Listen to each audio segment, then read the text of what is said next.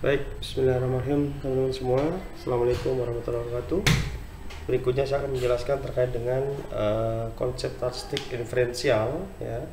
Di sini menindaklanjuti kemarin terkait dengan pembahasan yang disampaikan oleh dosen yang sebelumnya, Bu Juliati ya.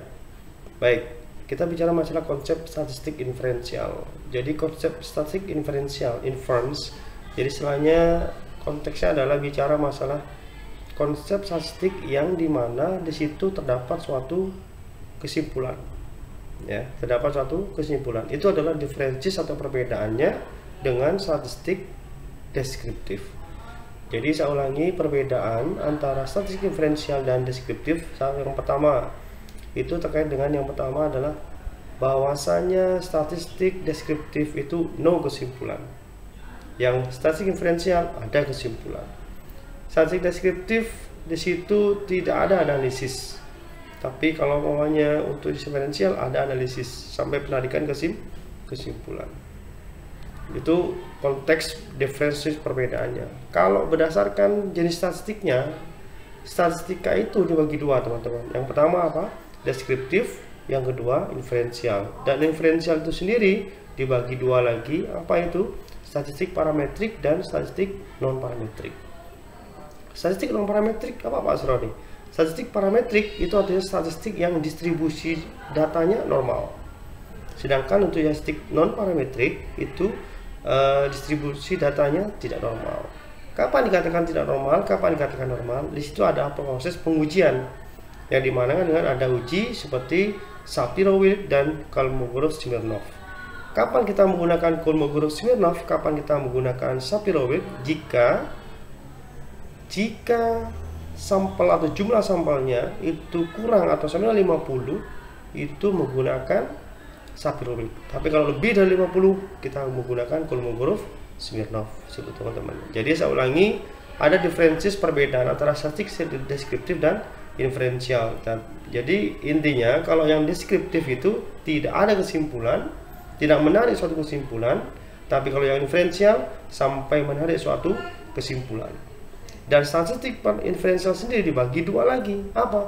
Parametrik dan non parametrik. Parametrik jika distribusi datanya normal, dan non parametrik jika distribusi datanya tidak normal. Baik, di sini saya jelaskan bahwasanya statistik menurut buku seperti ini. Tapi teman-teman lihat dalam yang tulisan yang berlabel merah ini. Jadi statistik deskriptif adalah tanpa perlu adanya peramalan atau kesimpulan dan pembuktian statistika. Artinya bahwasanya memang statistik deskriptif ini tidak perlu ada suatu kesimpulan dan tidak bisa statistik deskriptif untuk dilakukan kesimpulan, tapi hanya pembuktian secara kecenderungan ataupun ada estimasi deskriptif saja atau penjelasan secara describing ataupun penjelasan secara gambaran. Namun sebaliknya untuk yang statistik inferensial, teman-teman pahami bahwasanya statistik di mana di situ akan terjadi suatu penarikan suatu kesimpulan, ya, sehingga diferensiasinya saya ulangi berapa kali, deskriptif tanpa ada kesimpulan dan statistik inferensial dengan kesimpulan. Dengan notabene dengan kata lain, deskriptif tidak ada hipotesis dan statistik inferensial ada hipotesis, ya, seperti itu. Nah, sekarang masalah data. Data ini teman-teman, kita tahu bahwasanya data adalah suatu angka, fakta, dan fenomena. Teman-teman, kapan dia katakan data? Data salah satu dalam proses penelitian itu adalah sesuatu yang di luar idealnya, atau kita sebut dengan apa? Bahwasanya di luar kondisi yang teoritis. Makanya dalam statistika yang diuji hipotesis itu adalah hipotesis nol. Kenapa hipotesis nol? Karena yang menjadi hipotesis atau yang menjadi masalah adalah di luar teorinya. Makanya hipotesis, hypo rendah, tesis teori. Jadi teori di luar teori. Sehingga teman-teman yang dilihat adalah bagaimana teman-teman melihat suatu masalah penelitian itulah hipotesis kita. Kalau saya analogikan, yang biasanya kalau ada gula di situ ada semut, itu hal yang biasa dan teoritis. Perlu teliti? Tidak perlu teliti. Tapi kalau ada gula, gak ada semut, nah itu kita bisa teliti. Bisa jadi mungkin ya, karena gulanya mungkin asin atau semutnya DM atau kencing manis. Ya, mohon maaf, ngomongnya seperti itu. Jadi intinya fenomena atau data itu kita dilihat dari mana? Kita lihat dulu standarnya, kita lihat dulu idealnya, kita lihat teorinya seperti apa. Baru kita bisa menentukan suatu masalah itu berdasarkan berdasarkan masalah tadi. Nah, selain ada fenomena, selain itu ada suatu fakta dan data. Kalau dalam kesehatan kita cek bahwasanya, contoh umpamanya cakupan imunisasi di puskesmas itu seharus umpamanya 100%, ternyata cakupannya masih 80%. Nah, itu menjadi masalah enggak? Masalah. Kita betul tidak perlu. Kenapa? Idealnya 100%, namun yang dicapai masih 80%. Nah, ini menjadi permasalahan. Kenapa? Kita perlu cek dan kita perlu lihat seperti itu. Selain itu, kita lihat apa terkait dengan data, urgensi masalahnya. Makanya urgensi ini berkaitan dengan masalah yang kita angkat. Jangan sampai urgensi ataupun usaha untuk kita melihat apakah ini perlu apa tidak, ada masalah tapi tidak urgensi. Contoh umpamanya di situ umpamanya ada kejadian diare, ya, dari 1000 orang ada 1 orang yang mengalami diare. Urgensi tidak? Ada masalah? Ada masalah. Kenapa? Harusnya tidak diare. Tetapi urgensi dari 1000 1. Oh, mungkin itu tidak perlu titik. Kenapa? Karena urgensinya masih kurang.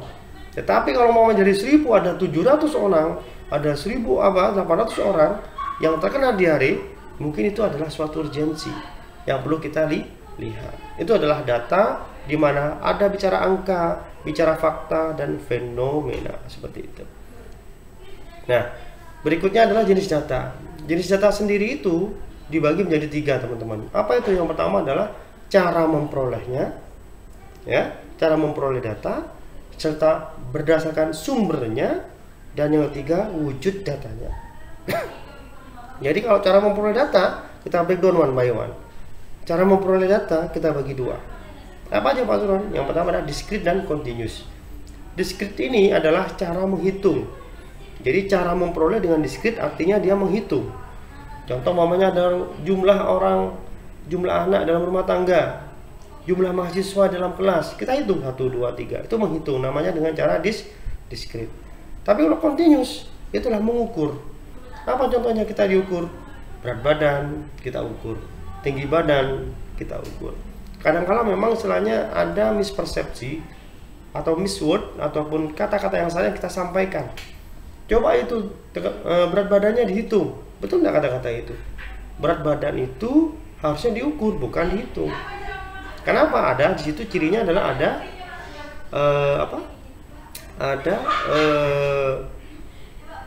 satuannya internasional. Contoh kayak sentimeter, meter dan seterusnya, ya. Terus berdasarkan sumbernya ada primer dan sekunder. Kalau primer itu apa? Primer itu langsung sumbernya. Jadi kalau teman-teman istilahnya melakukan proses pengambilan data dari sumbernya langsung ke pasien, itu namanya adalah data primer. Anda wawancara dengan pasien, itu data primer, ya. Tetapi kalau Anda mengambil dari rekam medis, Anda mengambil dari berita, dari informasi, dari BPS, dari Riskesdas, riset kesehatan dasar, itu namanya data sekunder yang tidak langsung diambil oleh ke orangnya sendiri. Dan yang ketiga, wujud datanya. Jadi wujud data itu dibagi 2, ada kuanti, ada kuali. Kalau kuanti berarti bicara kuantitas, bentuk angkanya absolut. Jadi ya 2 kg, 3 kg, 5 meter, itu absolut wujud datanya. Tapi kalau kualitatif, bentuk angkanya non parametrik, biasanya ordinal dan nominal. Biasanya apa Pak Suron? Kayak pintar, bodoh, sedang, cantik, ganteng. Artinya ganteng menurut saya belum tentu ganteng menurut Anda. Pintar menurut saya belum tentu pintar menurut Anda. Itulah kualitatif, data non parametrik. Tapi kalau sudah kuanti, 5 meter dimanapun sama, ya di Indonesia, di Amerika sama saja. Artinya itu adalah kuantitatif. So begitu teman-teman ya. Jadi saya ulangi, jenis data dibagi 3, cara memperolehnya, sumbernya, dan wujud datanya. Nah, ini salah satu penjelasan exercise atau pelatihan yang pernah saya sampaikan. Jadi mana variabel berikut menunjukkan data kualitatif. Kalau kita lihat bahwasanya kualitatif artinya apa? Non parametrik. Yang sifatnya apa? kita bisa lihat bahwasanya tidak semua sama. Ya, tergantung dari siapa, persepsi ataupun latar belakang dari orangnya. Contoh, kebangsaan seorang. Bangsa Indonesia menurut saya bangsa yang paling besar dan paling kuat di dunia. Bolehkah seperti itu? Boleh jadi. Karena data kualitatif terserah saya. Bangsa, tapi kalau gaji individu dalam rupiah 5 juta di Indonesia sama 5 juta di sana sama aja 5 juta juga ya. Konsentrasi asam lemak dalam darah berarti itu apa? Data kuantitatif. Ya, keagamaan seorang. Jadi agama saya Islam paling besar, paling betul. Agama yang lain mungkin juga paling betul. Artinya apa? Keagamaan itu adalah data yang kualitatif, non parametrik, tergantung persepsi ataupun paradigma dari berpikir orang lain itu sendiri, sehingga disebut dengan kualitatif. Jadi ada dua, kebangsaan seorang dan keagamaan seorang untuk kualitatif, sedangkan yang gaji individu dan konsentrasi asam lemak dalam darah dengan satuan miligram itu adalah kuantitatif, ya, seperti itu.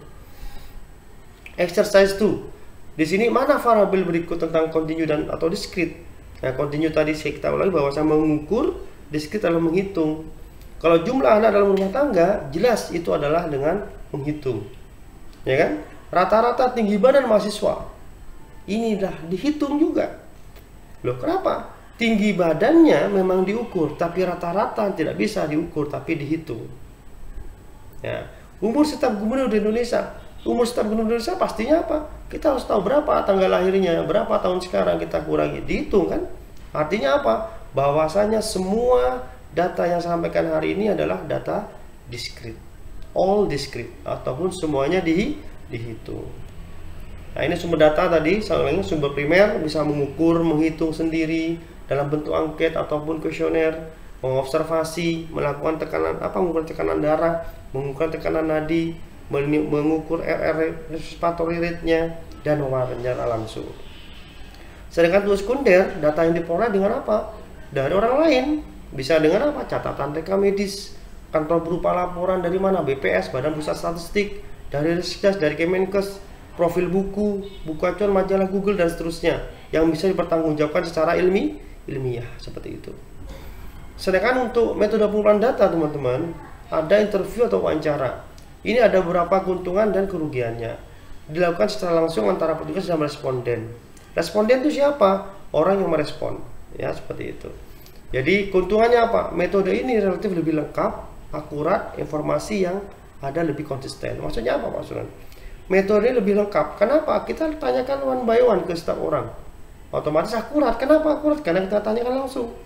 Informasi lebih konsisten. Karena apa? Kita tanyakan langsung dengan apa? Kondisi satu juga. Here and now. Sekarang, di sini, dan sekarang. Seperti itu. Here and now. Wawancara lebih mengarahkan pertanyaan misinterpretasi. Nah, kalau ada misinterpretasi, itu kadang-kadang kita arahkan dengan baik. Sehingga apa? Wawancara mempunyai keuntungan seperti itu. Pertanyaan dapat dijawab semua. Itu artinya apa? Semua pertanyaan yang kita coba sampaikan, kita list, kita bisa sampaikan langsung kepada responden. Seperti itu. Namun ada kerugiannya. Ya, artinya kerugiannya ada apa? Contohnya apa? Relatif mahal. Dan membutuhkan waktu yang lama. Karena waktunya membutuhkan. Betul enggak? Satu orang bisa sampai 15 menit, 20 menit. Ya kalau 100 orang, ya tinggal dikalikan. Ya, betulnya butuh yang lebih lama. Tinggal laku wawancara, ini hati-hati. Setiap orang yang wawancara, tolong perhatikan tingkah laku Anda. Akan memberikan kontribusi dalam jawaban-jawaban mereka. Kalau Anda galak, kalau Anda istilahnya kurang eksplorasi, Anda tidak BHSP, Bina Hubungan Percaya, informasi itu akan susah Anda dapatkan. Seperti itu. Ya. Wawancara dapat membuat kesalahan, curiga, pasif, tidak jujur, itu bisa jadi terjadi ya kalau Anda caranya dengan pertanyaan-pertanyaan yang tidak jujur seperti itu. Nah, untuk kuesioner itu berupa lembar pertanyaan yang dikirimkan pada responden. Biasanya apa? Keuntungannya adalah mudah dan murah. Kenapa mudah, Pak Suron? Ya tinggal kita ketik aja, kita print, setelah itu murah. Murah kita fotokopi 15.000 jadi. Kesalahan pihak wawancara dapat dihindari karena apa? Sudah berbentuk angket atau kuesioner. Jadi mau bertanya sesuai dengan pertanyaan itu. Dalam waktu singkat bisa selesai. Pak, Bu, saya tunggu ya 15 menit. Bisa? Bisa. Saya bawa ke rumah Pak Suron? Boleh. Dapat dengan santai. Rahasia responden terjamin. Kan tidak ada nama, no name. Ya, kalau kuesioner itu no name, jadi dengan angka dengan kode saja seperti itu. Namun ada kerugiannya, tingkat pendidikan masyarakat. Orang membaca, kadang-kala mereka nggak paham dengan kata-kata yang mungkin di luar pemahaman mereka. Ibaratnya dengan kata-kata yang not familiar atau tidak terbiasa. Kadang-kadang ada pertanyaan membingungkan sehingga jawabannya tidak sesuai. Itu juga hati-hati dalam membuat pertanyaan. Sangga itu, kuesioner itu harus diuji validitasnya jikalau tidak baku, ya seperti itu. Nah, di sini ada registrasi dan pencatatan berupa pengumpulan data secara rutin. Itu juga salah satu proses bagaimana Anda bisa menemukan data. Hasil penelitian eksperimen orang lain, data yang dikumpulkan langsung dari hasil penelitian seperti tekanan darah, berat badan, itu kan langsung observasi. Ya, itu juga bisa digunakan sebagai data untuk proses penelitian. Review dari record atau publikasi internasional, nasional juga bisa, ya seperti itu. Yang dikumpulkan dari WHO, UNICEF, ya itu bisa digunakan seperti instansi pemerintah seperti Kemenkes, Kementerian Kesehatan, itu juga bisa dijadikan dasar untuk data tadi. Nah, sedangkan untuk variabel teman-teman, variabel itu dibagi dua. Ada variabel bebas, ada variabel terikat. Kalau saya lebih fokus adalah bilang variabel independen itu punya sifat mempengaruhi, gitu kan? Dan variabel dependen mempunyai sifat dipengaruhi. Jadi jangan terbalik. Kalau independen adalah yang mempengaruhi, kalau dependen yang dipengaruhi. Itu poinnya, ya. Nah, untuk skala pengukuran teman-teman di sini bagi 4, ya. Kalau saya bisa singkat jadi NOIR, ya, seperti itu. NOIR seperti itu. Jadi 4 macam skala. Contohnya apa? Nominal yang pertama. Nominal apa contoh Mas Frans? Nominal itu punya poin di mana adalah dia hanya membedakan saja, tidak ada yang lebih baik di situ. Apa contohnya Pak Sulon? Contohnya jenis kelamin, laki-laki dan perempuan. Tidak ada laki-laki lebih baik dari perempuan atau sebaliknya. Agama pun seperti itu. Sehingga apa itu disebut dengan nominal datanya, skala datanya. Oke. Berikutnya adalah skala ordinal. Dia membedakan sesuatu tadi dengan tingkatan. Jadi membedakan dengan ada yang lebih baik ataupun lebih kurang baik dengan tingkatan. Itu adalah contoh ordinal. Seperti apa? Golongan 1, golongan 2, pangkat juara 1, juara 2. Itu juga adalah salah satu data ordinal. Semester 1 sama enggak semester 2? Berbeda Pak Sulon. Semester 2 sama enggak semester 3? Berbeda Pak Sulon. Berbeda tapi dengan diikuti dengan tingkatan. Ya, seperti itu. Nah, sekarang untuk pengukuran interval, untuk interval ini istilahnya dia adanya interval yang bermakna. Kalau saya fokus saja teman-teman tidak mempunyai mutlak. Maksudnya apa Pak Sulon? Jadi nilainya itu nolnya masih bernilai. Jadi tidak mempunyai nol mutlak. Maksudnya adalah nolnya masih bernilai. Apa contohnya? Suhu. Suhu itu ada nggak 0 derajat Celcius? Ada. Jangankan 0, min 50 aja ada di kutub utara, di kutub selatan sana. Artinya apa? Nolnya masih bernilai. Jadi ada rentang yang bisa dilihat seperti itu. Sedangkan untuk rasio adalah adanya nol mutlak. Artinya teman-teman lihat aja yang hijau merah saja nih ya, atau yang tulisan merah ini. Jadi kalau dari buku memang angka digunakan sebagai pembanding terhadap suatu pengukuran yang misalnya di standar. Bingung pasti ada teman-teman. Kalau saya fokus saja teman-teman, skala ini mempunyai beda apa? Contohnya adalah adanya nol mutlak. Jadi nolnya itu masih bernilai. Nolnya tidak bernilai. Contohnya 0 kg ada enggak? Enggak ada. 0 cm enggak ada. 0 meter enggak ada. Sehingga nolnya kalau tidak bernilai itu adalah skala rasio seperti itu. Nah, ini contoh latihan ya. Kalau yang satunya top 5 TV program from audience, and then satunya network post letter in Surabaya. Ini jelas kalau yang top 5 ini adalah peringkat. Jadi adalah data apa? Jadi kalau dari pertanyaannya, which data sheet consists of data at the nominal and ordinal? Mana data yang nominal, mana yang data ordinal? Ya jelas ini adalah yang ordinal dan ini adalah nominal seperti itu. Kenapa kalau ordinal Pak Sulon? Karena ada peringkat. Kalau ini selatan, barat, timur, utara itu hanya membedakan arah saja, ya arah angin saja, sehingga itu disebutkan nominal. Karena barat tidak lebih baik daripada timur, selatan tidak lebih baik daripada utara, dan seterusnya seperti itu. Sedangkan untuk Thomas Cup series Vectoris years, nah kita lihat ini data ada set of concept of data at the interval ratio. Thomas Cup dalam years atau dalam tahun? 0 tahun, berarti rasio. Ada kan 0 tahun? Tidak ada. Ini the heart rate in beat per minute of heart rate. Jadi HR, heart rate atau nadi ya. Kalau nadi kan kali per menit. Ada 0 kali per menit? Tidak ada. Jadi datanya rasio. Artinya nolnya tidak bernilai. Kan tidak ada 0 kali per menit. Meninggal, habis kan, seperti itu.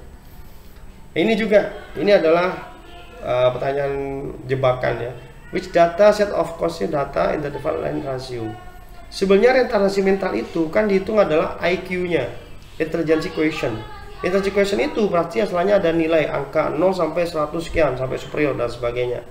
Artinya angka ini sebenarnya apa? Data rasio. Tapi saya turunkan menjadi data apa? Interval. 50 sampai 70, 35 sampai 45, 49, 20 sampai 34. Ini data interval. Berarti saya dari data rasio saya turunkan ke interval dan saya turunkan lagi kemana? Data ordinal. Jadi apa? Ringan, sedang, berat. Ya, jadi dia berbeda dengan tingkatan. Sehingga kesimpulannya skala data itu tidak bisa berdiri sendiri. Tetapi skala data adalah dia merupakan turunan dari yang tertinggi adalah rasio, interval, ordinal, dan nominal. Seperti itu. Ini populasi adalah generasi yang terdiri dari semuanya, yang mempunyai kualitas dan karakteristik yang ditentukan oleh peneliti. Kalau sampel sebagian. Ibaratnya kalau mamanya Anda mau ada teh ya, kalau Anda ingin tahu bahwa teh itu manis, ada sebuah gelas ya, di situ ada tehnya. Kalau Anda pengen tahu bahwasanya itu teh itu manis apa enggak, gimana caranya? Ya karena ambil sedikit, ambil sendok, ambil sedikit, dicicipi, oh manis. Artinya seluruh teh yang ada di gelas itu manis. Seluruh teh yang ada di gelas itu teh yang ada di gelas itu adalah populasi yang kamu ambil tadi dengan sendok, itu adalah sampel. Ya, seperti itu. Nah, ini contohnya aja ya. Jadi berdasarkan survei Riskesdas 2010 dapatkan angka kematian bayi di daerah Pulau mencapai 30%. Sensus penduduk di Indonesia meningkat sampai 40%. Namanya sensus itu adalah populasi. Kalau survei membuktikan, nah itu adalah sampel ya, seperti itu. Ini juga ya. Mana statistik deskriptif dan mana inferensialnya? Di sini semuanya bicara tentang deskriptif, tidak ada inferensial, tidak ada kesimpulan. Ya contohnya, sampel penelitian pada pria berusia 65 tahun didapatkan pria yang belum menikah terdapat 67-70% hidupnya mencapai umur 65 tahun, sedangkan yang menikah 90% hidupnya mencapai umur 65 tahun. Ini data semua. Kalau data semua berarti data deskriptif. Apa kesimpulannya Pak Suron? Kesimpulannya adalah orang yang menikah usianya lebih panjang. Nah, jadi yang belum menikah cepatlah menikah, seperti itu. Oke, amin. Baik, saya kira itu teman-teman ya. Itu dari saya, cukup sekian, semoga bermanfaat. Assalamualaikum warahmatullahi wabarakatuh.